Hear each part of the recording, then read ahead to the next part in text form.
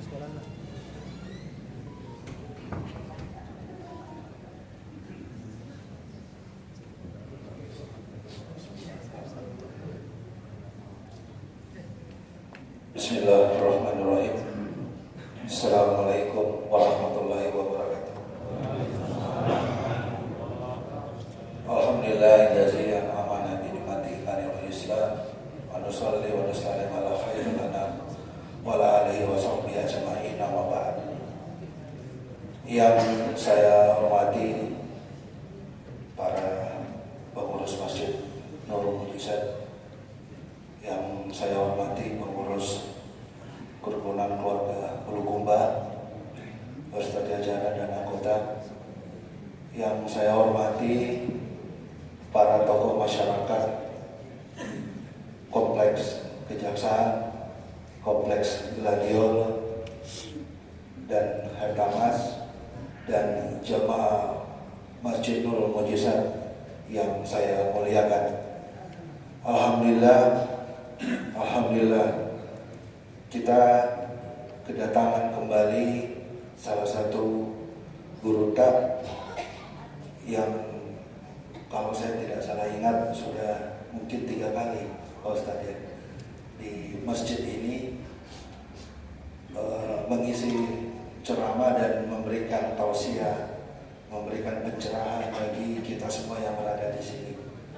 Alhamdulillah kegiatan ini dilaksanakan berkat kerjasama antara pengurus Masjid Nurul Mujizat dan juga Kerukunan Keluarga Bulukumba KKB, yang memungkinkan hal baik ini bisa terjadi di masjid yang mubarak ini, insyaallah. Mungkin untuk acara pertama, mempersingkat waktu, kita dengarkan sambutan dari Ketua Pengurus Masjid Nurul Mujizat yang sekaligus juga sebagai Ketua Umum Kerukunan Keluarga Bulukumba, kepada Bapak Dr. Andes Haji Andi Pandey Sumi, MSI, kami persilakan.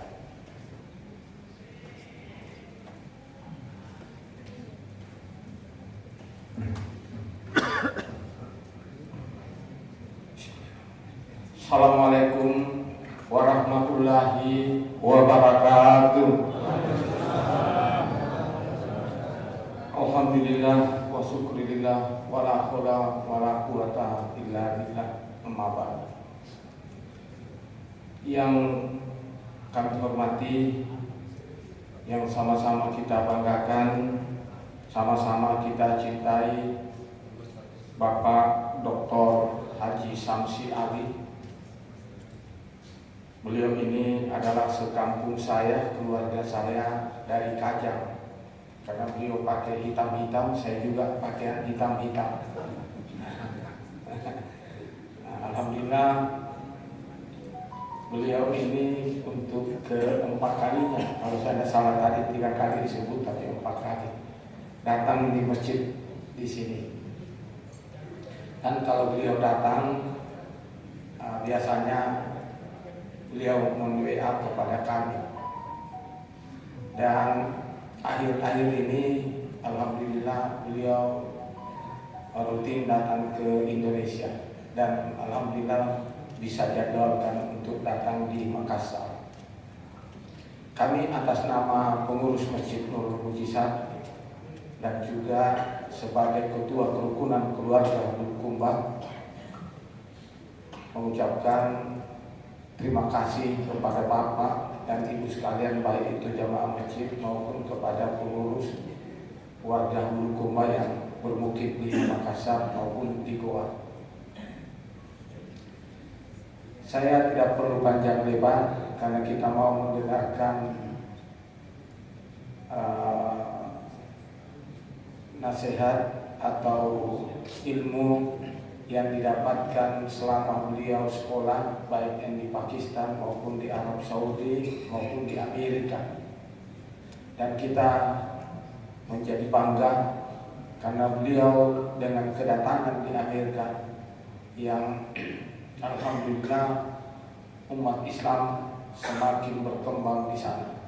Dan biasa kita lihat di YouTube maupun di media-media bahwa ternyata di sana berkembang Islam itu kurang lebih 25.000 setiap tahunnya, berkat karena ilmunya yang dia sebarkan di Amerika Serikat. Mudah-mudahan juga ini di Indonesia semakin berkembang. Dan kita tahu bahwa umat Islam yang terbesar di dunia ini bukan lagi di Indonesia, tetapi di Pakistan, di mana beliau belajar, di mana penduduk Islam di sana itu kurang lebih 280 juta lebih, mendekati India lagi. Iya. Saya kira demikian. Terima kasih kepada Bapak dan Ibu sekalian atas kehadirannya bersama-sama dengan kita untuk mendengarkan tausiah beliau di masjid ini. Sekali lagi kami ucapkan terima kasih. Wabillahi taufiq wal hidayah. Wassalamualaikum warahmatullahi wabarakatuh. Waalaikumsalam warahmatullahi wabarakatuh. Baik, terima kasih.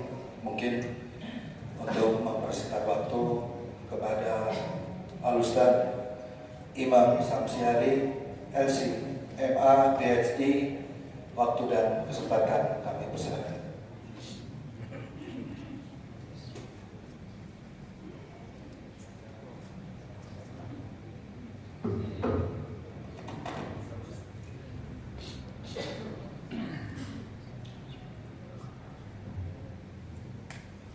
Bismillahirrahmanirrahim. Assalamualaikum warahmatullahi wabarakatuh. Alhamdulillahilladzi bi ni'matihi tatimmu shalihat. Alhamdulillahilladzi hadana li hadza wa ma kunna linahtadiya laula an hadana Allah. Asyhadu an la ilaha illallah wahdahu la syarika lah. وأشهد أن سيدنا وحبيبنا وشفيعنا وقدوتنا في الأمور كلها محمدا عبده ورسوله وصفيه من خلقه الذي أرسله رحمة للعالمين ليخرج البشرية من ظلمات الكفر والضلال إلى نور الإيمان والهدى. وصلى الله تعالى وبارك عليه وعلى آله وصحبه وكل من تبع هداه واستمسك بسنته إلى يوم الدين وبعد. فسبحانك لا علم لنا إلا ما علمتنا إنك أنت العليم الحكيم. اللهم علمنا ما ينفعنا وانفعنا بما علمتنا وارزقنا فهما. رب اشرح لي صدري ويسر لي أمري واحلل عقدة من لساني يفقهوا قولي. Tentu yang terhormat Bapak Ketua Pengurus Masjid Baitul Izzah ya? Nurul Izzah, Nurul Mu'jizah, dan seluruh jajaran pengurus takmir masjid, sekaligus juga Ketua Umum KKB dan seluruh jajaran.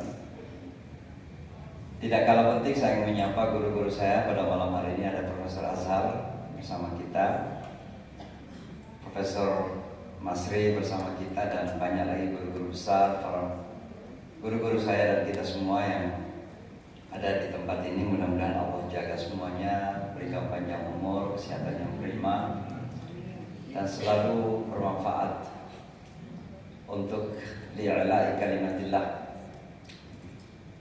Perjalanan panjang sebenarnya, karena saya mendarat sekitar 6 hari yang lalu, terus ke Cianjur, langsung ke Makassar, keliling ke Batam, Surabaya, Jakarta, dan kembali lagi. Insya Allah Sabtu malam akan terbang kembali ke Kampung Muyong.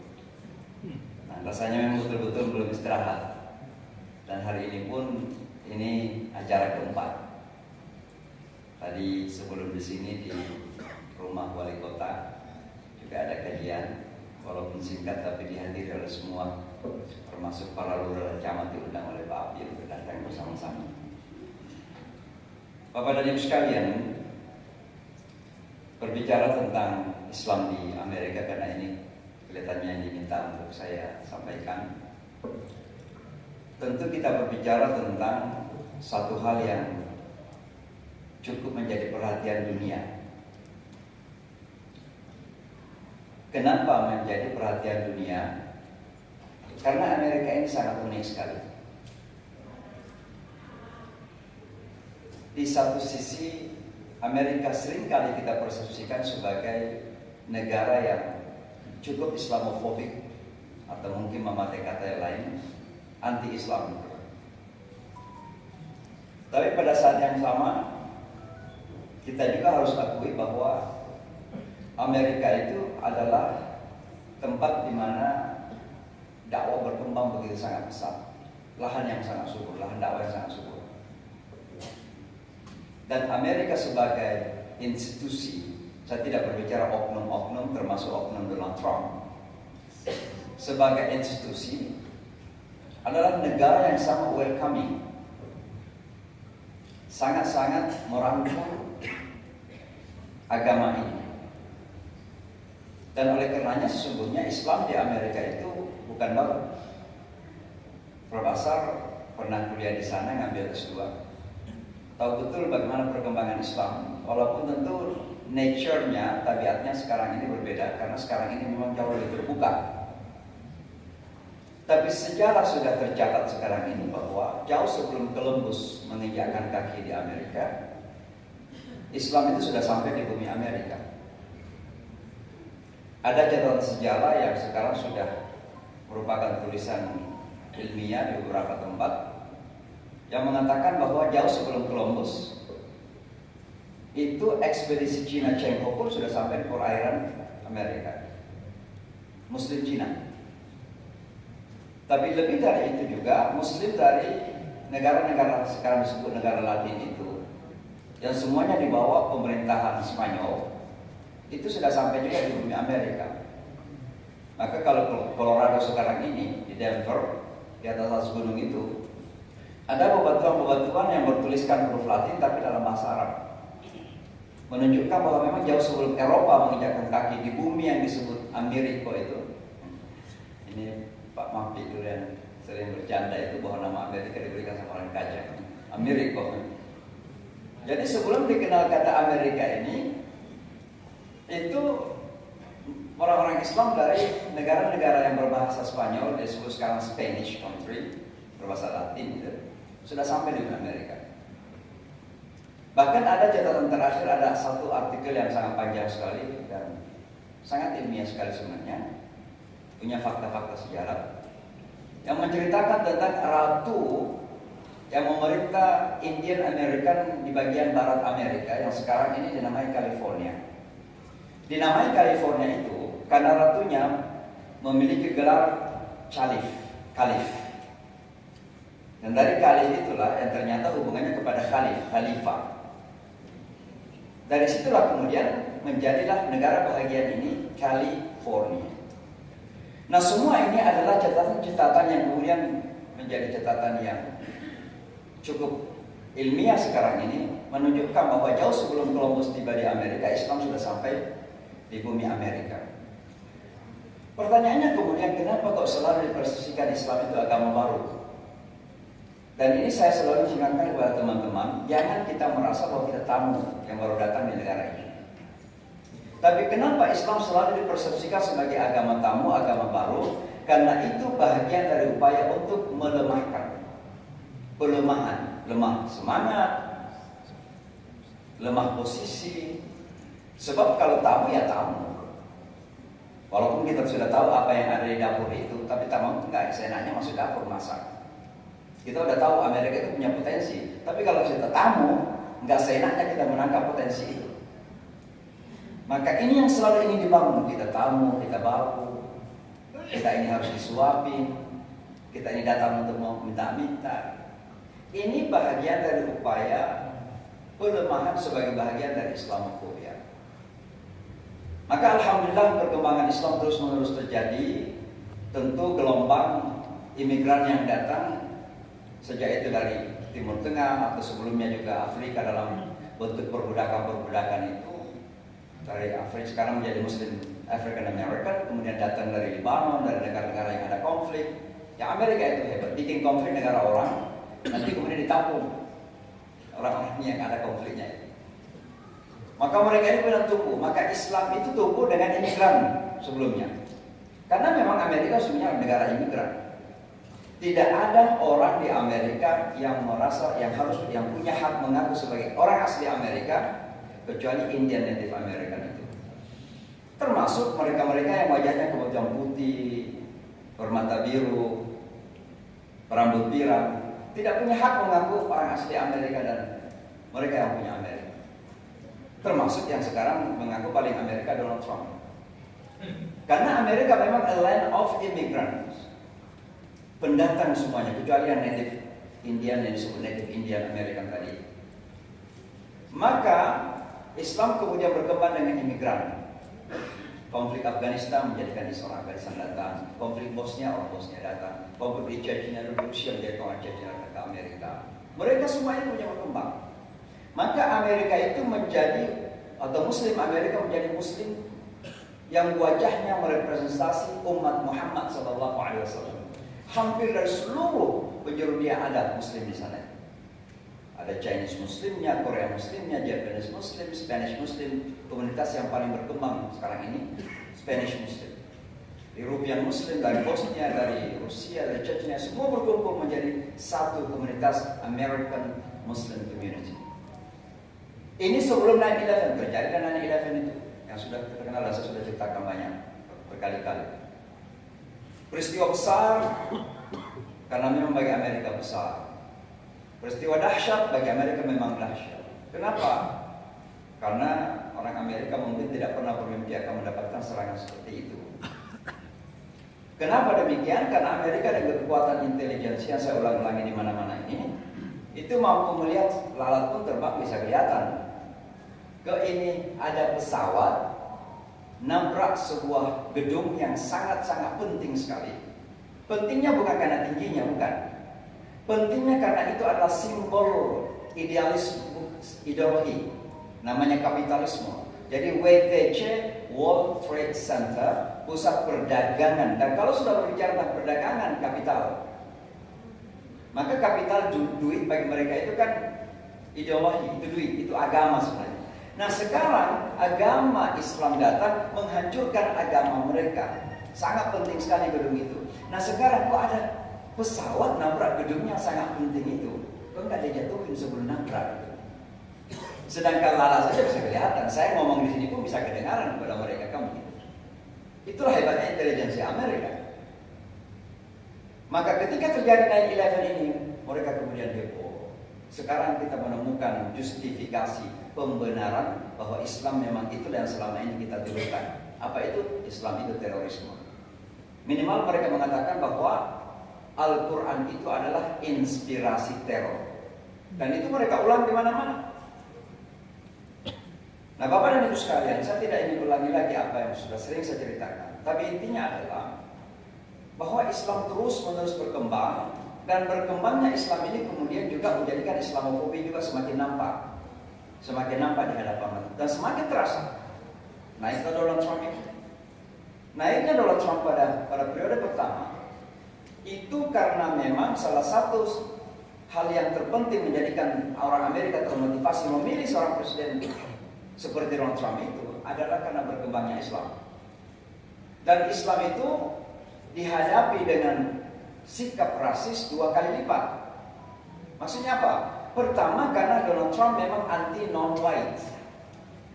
Jadi orang putih itu dianggap ancaman bagi mereka. Kata great menjadikan Amerika hebat lagi. Kata hebat itu artinya white again. Kenapa? Masyarakat Amerika orang putih ini mulai terpinggirkan.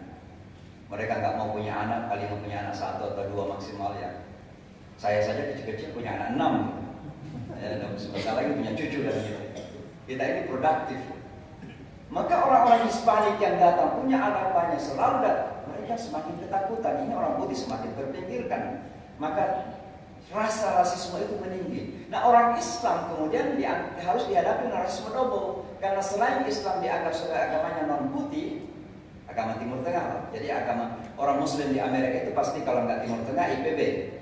India, Pakistan, Bangladesh, ya termasuk juga Afro-American. Jadi bukan orang putih, bukan agamanya orang putih.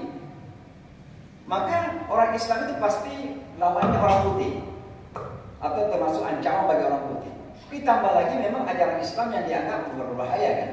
Jadi dihadapi dua kali. Maka ketika Donald Trump naik pada tahun 2019, 2000 berapa itu, periode pertama, dia mengeluarkan peraturan melarang orang Islam masuk Amerika, namanya Muslim Ban. Ini bentuk Islamofobia. Semakin naik. Jadi setelah 9/11 Islamofobia naik, mulai turun lagi sampai puncaknya Barack Obama menjadi presiden, mulai lagi normal. Ya adalah insiden-insiden tapi tidak bersifat sistem. Begitu Donald Trump naik, ya bersifat sistem lagi. Kebijakan-kebijakan anti-Islam. Tapi alhamdulillah, karena memang di Amerika itu sistem yang berlaku, maka kita merasa memiliki perlindungan, termasuk perlindungan hukum. Maka apa yang terjadi ketika Donald Trump mengeluarkan peraturan tadi, kita juga mempergunakan hak kebebasan kita. Kita menentang, kita melakukan demo besar-besaran. Salah satu demo yang terjadi terbesar di kota New York itu adalah demo yang temanya, judulnya adalah Today I Am a Muslim Too. Hari ini saya juga Muslim. Dan itu datang dari usulan seorang pendeta Yahudi sebenarnya. Datang ke saya, dikatakan, Imam, what I can do for you? Apa yang saya bisa lakukan? Saya katakan kita melakukan konferensi pers bersama. Dia katakan udah sering kita konferensi pers. Bagaimana kalau kita demonstrasi? Saya katakan oke. Tapi Anda yang ketua, oke saya jadi ketua. Tapi Anda yang danai, dia danai. 10.000 orang berkumpul bersama di Times Square, itu pusat kota New York, mengatakan hari ini saya juga Muslim. Bisa dibayangkan, orang Yahudi saya juga Muslim, orang Kristen juga Muslim, Hindu saya Muslim. Ada satu teman kita namanya Russell Simmons, sekarang banyak kan tinggal di Bali, ya, karena dia praktek yoga. Ya ini orang Buddha, tapi dekat dengan kami. Dia mengirim Twitter, waktu itu masih namanya Twitter, bukan X. Dia ngirim Today I Am a Muslim Too. Karena dia orang Hollywood, rata-rata orang bintang film, aktor ataupun aktris dan mengatakan Today I Am a Muslim Too. Jadi Hollywood jadi Muslim juga hari ini. Ini adalah Amerika Serikat. Jadi saya cuma ingin mengatakan bahwa Islam berkembang sangat luar biasa. Yang masuk dalam agama Islam ini kan minimal 20.000 per tahun. Mungkin Bapak dan Ibu sudah ikutin di media sosial. Di tahun 2024 kemarin, minimal yang masuk Islam di seluruh dunia itu adalah 3 juta orang. 3 juta orang. Tapi ada satu hal yang harus kita apresiasi adalah, dan kita bangga sekaligus, walaupun sedih, perih hati kita ini melihat keadaan mereka, bahwa penyebab utama dari 3 juta orang yang masuk Islam itu adalah karena mereka melihat saudara-saudara kita di Gaza dan Palestina. Mereka mengatakan itulah kehidupan yang kami cari. Dengan kemajuan dunia yang Amerika miliki dan kemajuan dunia yang Barat miliki, sains dan teknologi, bayangkan seorang Elon Musk, kekayaan pribadinya saja itu 300 miliar dolar pribadi. Bisnisnya lebih dari 1 triliun. Itu satu. Belum kita berbicara Warren Buffett, belum kita berbicara Bill Gates yang akan menjual vaksin ke Indonesia itu. Kamu gitu ya. Ini orang kaya, duit ini banyak luar biasa. Tapi orang kepada gerusan. Penyakit yang paling sekarang ini menyebar di kota New York dan dunia barat secara umum, itu adalah mental health problem. Mental health. Saya kebetulan chaplain itu penasihat spiritual. Dan itu pegawai negeri sifatnya. Jadi kita digaji oleh kota. Tugas kita apa? Berkunjung ke rumah-rumah sakit, memberikan motivasi. Saya biasa ditugasi ke satu rumah sakit di kota New York namanya Bellevue Hospital. Ini rumah sakit pemerintah yang paling besar dan paling tua. Didirikan 1700-an.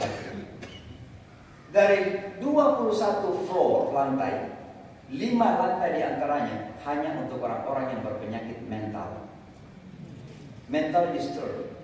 Maka jangan heran kalau ke kota New York naik kereta api di bawah tanah namanya subway, kok ada di sana sudah tersenyum-senyum sendiri. Bukan dapat bonus, dia sedang stres. Itu yang terjadi. Homeless yang kita kenal banyak itu di kota New York, di San Francisco dan sebagainya. Itu bukan karena sebenarnya masalah perekonomian. Pemerintah membangunkan mereka apartemen, rumah-rumah yang sebenarnya bisa mereka pakai. Tapi mereka mentalnya sudah begitu. Sudah begitu.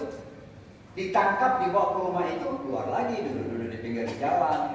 Ini mental. Nah, kenapa bisa terjadi demikian? Nah, itulah tadi.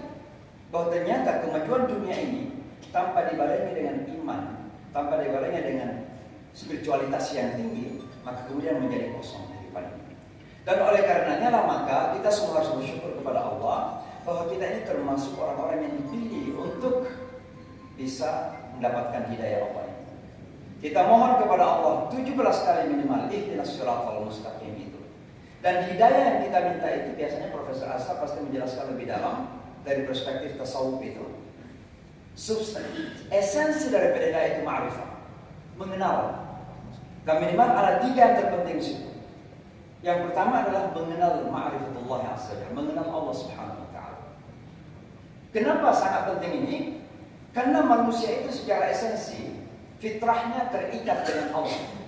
Begitu mereka tidak mengenal Allah, maka dia pasti akan lupa diri. Maka dia tidak mengenal ma'rifatun nafs. Makanya ada pepatah terkenal, man 'arafa nafsahu faqad 'arafa rabbahu.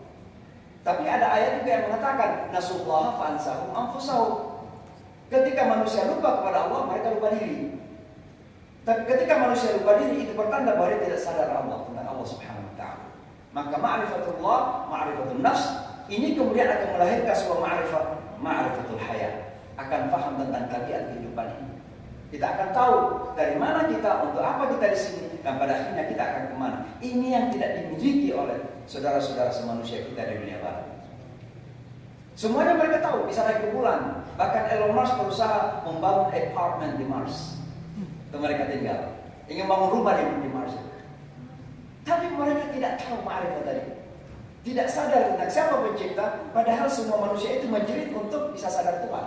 Karena itu fitrah. Fitrah Allah allati fatara an-nasa 'alaiha la tabdila li khalqillah. Tidak pernah berubah. Itu fitrahnya ada di situ. Sejahat-jahat apapun dia, fitrahnya ada di situ. Makanya Fir'aun ketika tenggelam kan, dia tenggelam, baru tersingkap fitrahnya. Tapi nggak pernah hilang, dia tersingkap. Tersingkap apa? Karena selama ini tertutup oleh apa? Keangkuhan sendiri. Begitu sudah tenggelam di Laut Merah, tidak ada yang bisa menolong dia. Dia sendiri tidak bisa menolong dirinya sendiri. Dia ekspresikan al-ana amantu bi rabbi Musa wa Harun. Tapi dengan ekspresinya masih angkuh. Sekarang saya beriman kepada Tuhannya, bukan Tuhanku, tapi Tuhannya Musa dan Harun.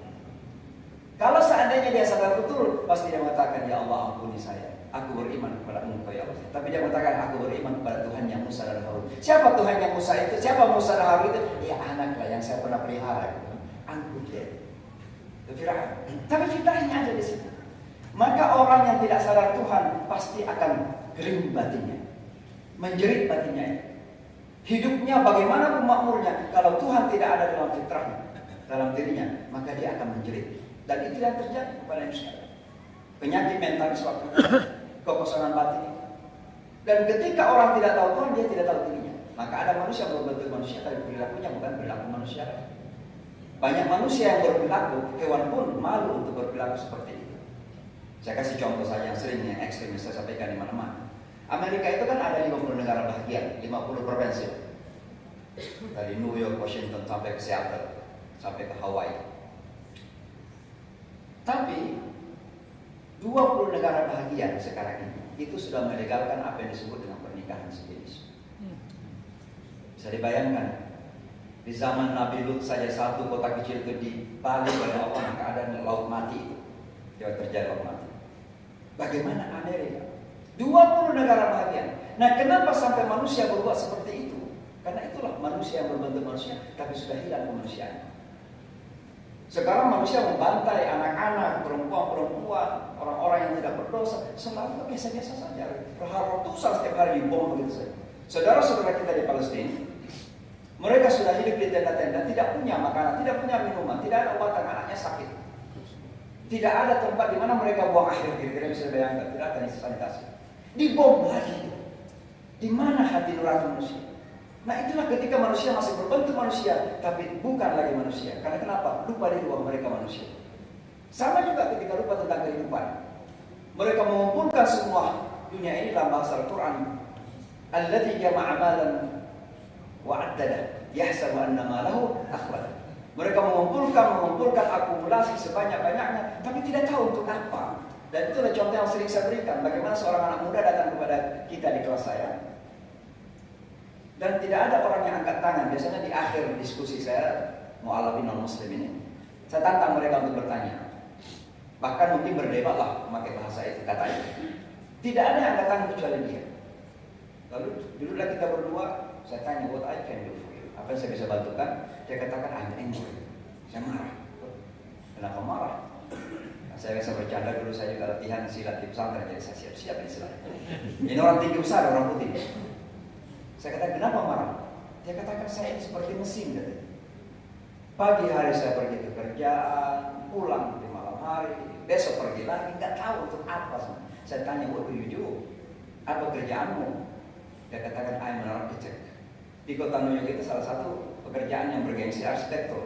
Kalau bisa mendesain satu gedung tinggi itu luar biasa komisinya, kan? Jadi kaya raya. Ini anak berhasil, anak muda sekitar 30 tahun umurnya, berhasil luar biasa dalam dunianya.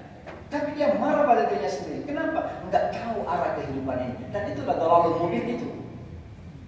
Jadi dalalul mubin bukan saja karena tidak tahu salah, tapi ketika tidak tahu arah hidup ini, mereka bisa mengumpulkan dunia tapi tidak tahu akan kemana pada akhirnya. Dan bisa dibayangkan bagaimana lelahnya kehidupan ini kalau kita berjalan tapi nggak tahu tujuannya kemana. Ada di dalam Al-Quran itu sejarah Bani Israel yang tihuna fil ardi 40 sana. Mereka kehilangan jejak di tengah padang pasir 40 tahun. Mau ke sana ujungnya nggak tahu, mau ke sana ujungnya nggak tahu. Itu kan penggambaran manusia yang tidak punya orientasi kehidupan, tujuan hidup nggak jelas. Bayangkan bisa jalan-jalan, walaupun banyak duit di pundak kita ini, tapi nggak tahu tujuannya kemana. Jalan terus lelah, betul. Maka mereka itu lelah. Disinilah kemudian dakwah datang sebagai rahmatan lil alamin. Rahmatan lil alamin adalah memberikan keselamatan, selamat dari kelelahan kehidupan dunia agar mendapatkan tumaknina, sakinah dalam hidup ini. Tapi yang lebih penting lagi selamat di akhirat. Maka tugas kita adalah membawa penyelamatan ini. Kalau bahasa misionari kan namanya salvation. Kalau orang-orang Kristiani ini berkeliling ke kampung-kampung membawa penyelamatan atau keselamatan, ya kenapa kita meyakini kebenaran ini? Enggak bisa berangkat ke seluruh penjuru dunia untuk membawa keselamatan. Itu tanggung jawab kita bersama. Rahmatul alamin menyelamatkan manusia dari ambang kehancurannya. Termasuk Amerika. Amerika itu negara yang sangat kuat. Saya nggak memakai support, tapi sangat kuat. GDP masih sangat tinggi sekali. 26,17% GDP dunia itu masih ada di tangan Amerika. Cina hanya 16% sekian, masih jauh Amerika. Itu perekonomian. Kemarin dikasih lagi modal sama dunia Arab, 3 triliun lebih. Jadi tambah hebat Donald Trump. Secara politik Amerika masih hebat, bisa mempengaruhi dunia. Kenapa 3 negara kemarin itu saya mengistilahkan memberikan suap kepada Donald Trump? Ada 2 tujuan utama. Yang pertama, mereka ingin mendapat perlindungan dari apa yang mereka takutkan, Iran, tetangganya. Tapi yang kedua yang lebih penting adalah mereka ingin agar dijaga jangan diganggu dalam kekuasaannya. Karena Amerika itu bisa mendongkrak orang. Pak Harto dulu lewat IMF didongkrak. Saddam juga kalau tidak bisa didongkrak dengan halus akan didongkrak dengan kasar seperti Saddam Hussein, Libya juga Gaddafi. Itulah Amerika. Maka mereka juga khawatir. Makanya dikasih 1 triliun. Coba lihat. Jadi Amerika itu secara ekonomi kuat, secara politik kuat, apalagi secara militer. Perang di Ukraina itu kan perebutan pangkalan persenjataan sebenarnya antara NATO dan Rusia. Di mana-mana ada pangkalan militer. Tapi Amerika berada di ambang kehancurannya karena 2 hal. Yang pertama adalah hilangnya spiritualitas. Tidak ada ruh dalam kehidupan. Dan yang kedua adalah moralitas, kebangkrutan moral. Dan kalau spiritualitas hilang, bangkrut dalam moralitas, itulah ambang kehancuran. Maka tugas kami sebagai pembawa rahmat lil alamin termasuk menyelamatkan, membawa keselamatan. Teman-teman saya kebetulan ada satu grup itu semuanya ustaz-ustaz yang nasional, Ustaz Ajim di situ, Ustaz Hidayat, dan beberapa ustaz. Ada beberapa ustaz mengatakan Amerika is our enemy. Saya katakan dia doakan musuh kita mendapat hidayah ini. Kita doakan. Nabi saja ke Taif dilempari itu. Apa kata Rasulullah? Allahumma hdi qaumi fa innahum la ya'lamun. Ya Allah berikan hidayah kepada kaum karena mereka tidak tahu. Nah, sekarang Taif menjadi tempat yang sangat indah sekali. Pergi umrah sambil pergi ke Taif main-main betul.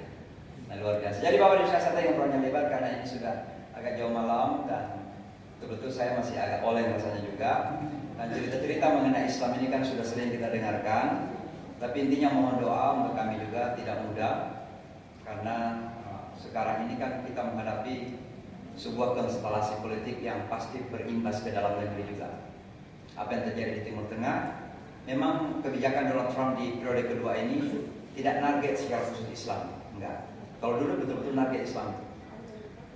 Sekarang ini berubah, kenapa? Karena waktu kampanye kemarin ada komunitas Muslim secara terbuka membela dia, mendukung dia.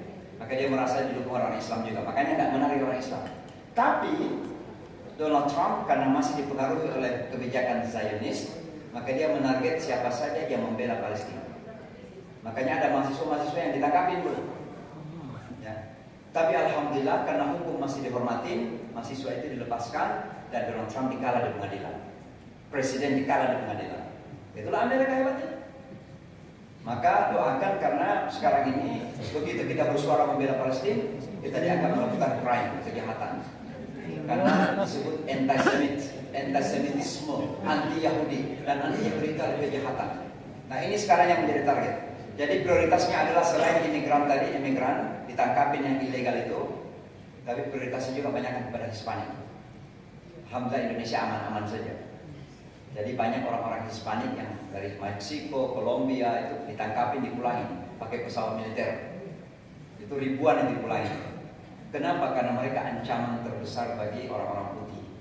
Saya kembali kepada itu bagian dari racist policy, kebijakan yang rasis. Nah, yang kedua siapa membela Palestina? Masalahnya ini kan identik dengan Islam juga. Jadi begitu saudara-saudara kita demonstrasi di universitas-universitas yang terkenal seperti Harvard, Columbia, Yale, Princeton dan sebagainya, seolah-olah Islam di belakangnya. Nah ini juga jadi masalah. Jadi tantangannya luar biasa, tidak mudah, tapi percayalah bahwa Islam ini semakin tertantang akan semakin meninggi, akan semakin naik. Karena Islam itu nggak pernah terhalangi. Semakin dihalang-halangi semakin akan menampakkan diri. Yuriduna liyutfi'u nurallahi biafwahihim wallahu mutimmu nurihi walau karihal kafirun. Dan kita ingat lagi kata mutim itu kata fa'il, pelaku. Selalu saya mengatakan kalau Profesor Masri sudah pasti mengajar, tapi kalau saya mengajar, saya kan bukan profesor, bukan guru. Tapi kalau guru itu tugasnya, Allah itu sudah mengambil alih sebagai tugas untuk menyempurnakan cahaya. Saya ini cuma melaksanakan tanggung jawab saja, kewajiban. Insya Allah cahaya Allah akan terus berkembang dan pada akhirnya fa'ayyadna alladziina aamanu 'ala aduwwihim fa asbahu zahirin. Allah akan berikan pertolongan kepada hamba-hambanya yang beriman dan insya Allah kemenangan akan berada pada pihak kebenaran dan Islam ini kebenaran. Saya kira demikian saya akhiri. Mudah-mudahan Allah menjaga kita semua. Aqulu qouli hadza wa astaghfirullah wallahu muwaffiq ila aqwamit thariq. Dengan Muhammadiyah nasr min khalafatil mugharib wa basyiril mu'minin. Wassalamualaikum warahmatullahi wabarakatuh.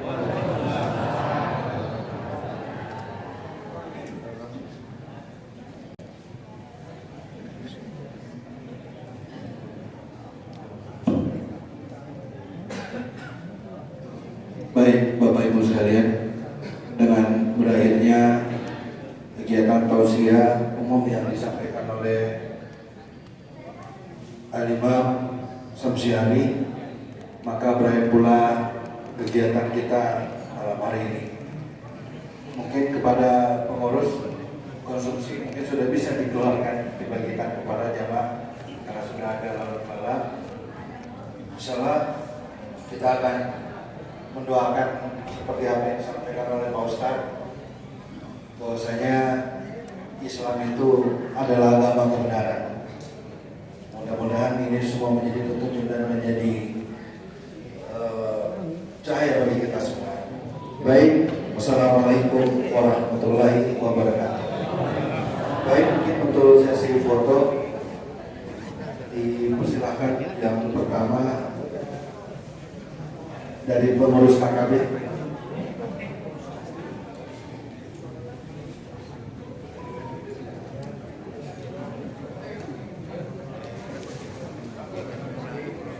Ya, pengurus KKB silakan untuk foto.